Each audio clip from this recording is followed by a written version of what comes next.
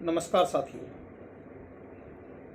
आज मैं बात करने जा रहा हूँ एक ऐसे विषय पर जो हर किसी से जुड़ा हुआ है, होम लोन पर। हर व्यक्ति अपना घर लेना चाहता है। हर व्यक्ति की इच्छा है कि उसका खुद का सपनों का घर हो। और आज की इस महंगाई में अधिकतर लोगों को लोन लेने की ज़रूरत पड़ती है। तो मैं इसी चीज़ पर बात करना चाहूँगा कि क्या हम लोन लें या ना लें, यदि लें तो किस तरीके से लें, कैसे हम एक चक्र में फंसने से बच सकें। आप देखें मार्केट में जिस तरीके से कई प्रोडक्ट की मार्केटिंग की जाती है, अलग अलग तरीके से लोगों को अट्रैक्ट किया जाता है, बिल्कुल वैसे ही होम लोन के लिए भी कई प्रकार की मार्केटिंग आपके चारों तरफ हो रही है। आपको अलग अलग तरीके से अट्रैक्ट करने की कोशिश होती है। सरकार भी कई प्रकार के ऑप्शन देती है, घर पर स्कीम देती है, लेकिन वह सभी लोन से जुड़ी हुई हैं। क्योंकि सरकार को भी पता है कि आप लोन दोगे तो इतना बेनिफिट सरकार को दे चुके होगे कि उसके बदले में 2-5% आपको दे भी दें तो कोई फ़र्क नहीं पड़ेगा। तो क्या ये होम लोन आपके फ़ायदेमंद है या नुकसान है, इसको आप देने का प्रयास करेंगे। आप देखें, आप लोन ले रहे हैं तो उसमें मुख्यतः आपको 2-3 फ़ायदे बताए जाते हैं। एक आपको टैक्स बेनिफिट। तो आप देखें टैक्स बेनिफिट, यदि आपका अंडर कंस्ट्रक्शन है तो आपको शुरू के जब तक पोजीशन नहीं मिलता आपको टैक्स बेनिफिट नहीं मिलता। उसके लिए आपको अलग अलग तरीके से कन्विंस किया जाएगा। कोई कहेगा आप बाद में ले सकते हैं, कहीं कुछ कर सकते हैं, वो आपको मोटा मोटा कोशिश की जाती है बहकाने की। लेकिन ये समझ लें, आप अंडर कंस्ट्रक्शन प्रॉपर्टी में आपको शुरू में टैक्स बेनिफिट नहीं मिलता। दूसरा, आपको बेनिफिट मिलता भी कितना है। यदि आप 30% के स्लैब में हैं हाईएस्ट तो थोड़ा बहुत ज़्यादा मिल सकता है, पर यदि आपकी सैलरी 10-12 लाख रुपए के आसपास तक है ईयरली तो कोई बड़ा बेनिफिट नहीं होता।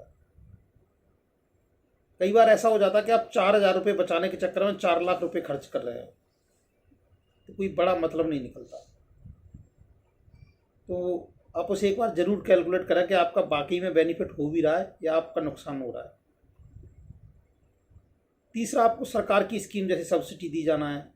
तो आप यदि गौर करेंगे इन स्कीम की गहराई से तो आप देखेंगे कि आप पता चला बैंक को 20 साल में 25 लाख ब्याज दे चुके और उसके बदले में आपको 2-2.5 लाख रुपए सब्सिडी मिल जा रही है। तो क्या बेनिफिट पड़ रहा है।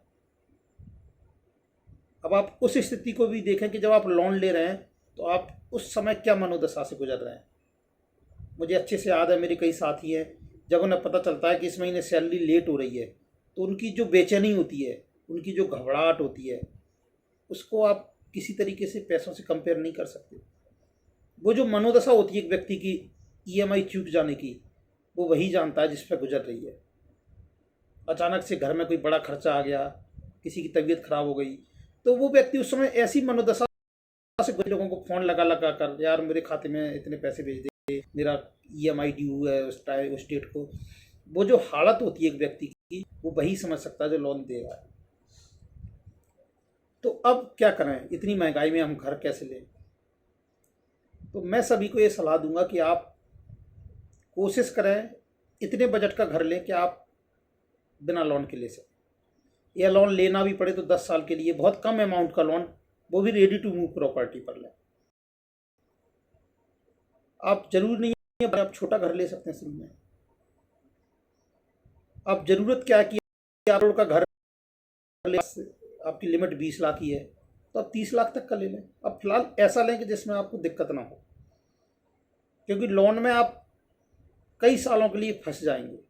आपकी प्रॉपर्टी के डॉक्यूमेंट्स बैंक के पास गिरवी होंगे। आप अगले 20 साल बैंक के लिए नौकरी कर रहे होंगे, आप बैंक के लिए ज़िंदगी जी रहे होंगे। आप बैंक को महीने में 25-30 हज़ार सिर्फ ब्याज दे रहे होंगे, जबकि इतने में आप 2 नए लोगों को नौकरी दे सकते हैं। तो आप खुद सोचें कि आप क्या कर रहे हैं। दूसरी बात, यदि आपको लेना ही है, आपको लगता नहीं मुझे तो लेना ही है, मेरी मजबूरी है, मेरे पास एक भी रुपया नहीं है, मैं कुछ नहीं कर सकता, तो फिर आपके लिए कोई दिक्कत नहीं है। आप बिल्कुल लोन लें और आप लोन पर ज़िंदगी जिए। कोई उसमें मैं कुछ नहीं कहूँगा। मैं सिर्फ उन लोगों के लिए कह रहा हूँ जो ऑप्शन खोज सकते हैं, जो कर्ज में नहीं रहना चाहते, जो मानसिक रूप से फ्री रहना चाहते हैं। मैं मानसिक रूप से आपकी जो समस्या होती हैं उसके ऊपर ही कहना चाह रहा हूँ। अब जो आपके आस पड़ोस में व्यक्ति लोन लिया हुआ है, एक बार उन्हें ऑब्जर्व करें, उनका चेहरा देखें, उनकी स्थिति देखें, उनके साथ क्या हो रहा है, तब आपको पता चलेगा कि लोन लेना सही है या नहीं है। मार्केट में तो पूंजीवाद है, हर जगह अपनी जगह है, हर कोई आपको लोन देने के लिए तैयार है।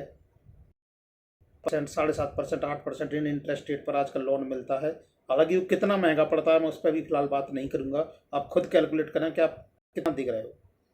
अब पता चला आपने बैंक से 30 लाख का लोन लिया, पहली साल में आपने 30,000 रुपये महीने के हिसाब से 3.5 लाख की किस्त पे की, बाद में आप देखते हो तो पता चला सिर्फ 40-50 हज़ार ही मूलधन गया, 3 लाख ब्याज के ही गए हैं। तो आप जब कैलकुलेट करोगे इन सब चीज़ों को तो आपको अपने आप पता चलेगा यार ये कहाँ फंस गया मैं। अब बीच में भी पे करना चाहें तो इतना आसान नहीं होता, आप कई प्रकार के टैक्स तो दे ही चुके हैं, आपका इंश्योरेंस भी करा लेते हैं बैंक, कई प्रकार के ऐसे खर्चे जो आपको देने ही पड़ते हैं, उनसे आप बच नहीं सकते। तो यदि आप घर खरीद रहे हैं तो मैं यही कहूँगा एक बार होम लोन को अच्छे से समझ लें, और यदि आप अंडर कंस्ट्रक्शन प्रॉपर्टी ले रहे हैं तो ज़्यादा अच्छे से समझ लें, क्योंकि उसमें फंसने के चांस ज़्यादा रहते हैं। उसमें आपका शुरू में सिर्फ ब्याज ही जाता है जब तक आपको पोजीशन नहीं मिलता।